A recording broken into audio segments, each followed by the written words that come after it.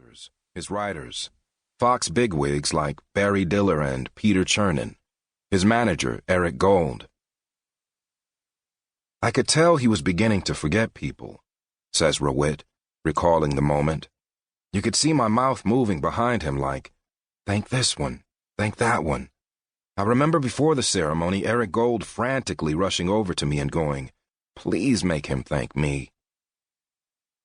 Keenan had grown up one of 10 kids in the projects in Manhattan, and as he turned his speech toward his family, emotion overwhelmed him.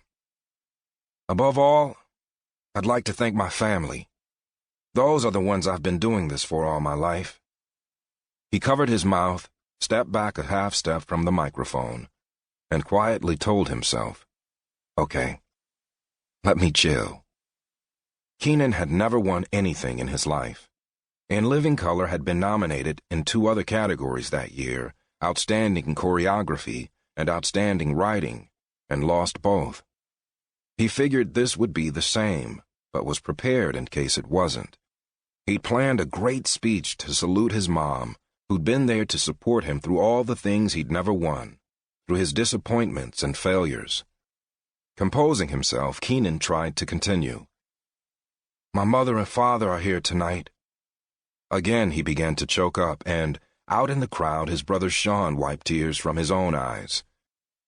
I'm gonna get through this, Keenan pledged before abandoning his resolve. This is for you, Ma. Forget it, he said, his voice shooting up a few octaves and cracking. With that, he waved the Emmy and walked off stage, his arm draped around Rawitt's shoulders. It was the worst acceptance speech ever, Keenan says, looking back on it 25 years later. Yet the moment was an unqualified, widescreen triumph for a show that punctuated the beginning of a new era. There had been black sketch shows before in Living Color, including the short-lived but influential Richard Pryor show more than a decade earlier. That this was the first one that found an audience said as much about that audience as it did about the show. The culture was changing. For more than 50 years, black life on screens, big and small, had looked even more demeaning than it did in the real world. Stereotypes were indulged. The civil rights movement came and went without too many substantive changes in front of or behind the camera. There had been important breakthroughs: Bill Cosby, Flip Wilson, Red Fox, Richard Pryor, but the march of progress was exceedingly, agonizingly slow. Until suddenly it wasn't.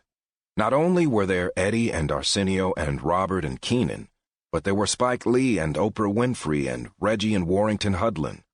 Soon there would be Chris Rock and John Singleton and Martin Lawrence and the Hughes brothers and Chris Tucker and Dave Chappelle. The week before that Emmy broadcast, a new show featuring a former rapper named Will Smith had debuted. Many of the era's other rappers would soon become multi-hyphenate stars themselves.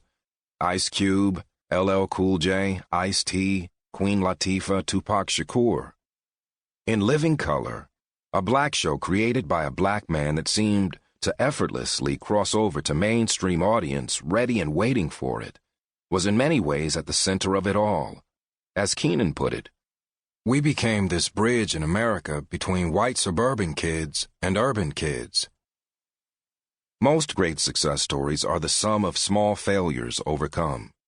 When you zoom tightly in on that Emmy coup, cracks appear in the foundation that offer hints as to why In Living Color lasted only 5 seasons and why Keenan didn't even finish out the 4th. One of the original cast members had been fired a few weeks before the Emmys. Nearly the entire writing staff had already turned over, and many of the Fox executives Keenan thanked in his acceptance speech had either left the company or were on their way out soon.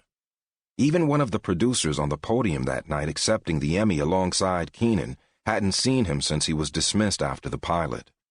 This was the unforgiving cauldron in which In Living Color was forged. But for at least those few moments on the auditorium stage that night, things were about as perfect as they could be. There was the feeling of newness and excitement, and here we are, we've arrived, says David Allen Greer, one of 4 cast members that survived all 5 seasons on the show. 2 weeks later it was, To keep listening to this audiobook, I've left you a link in the description so you can do it, at no cost thanks to Audible's 30-day free trial.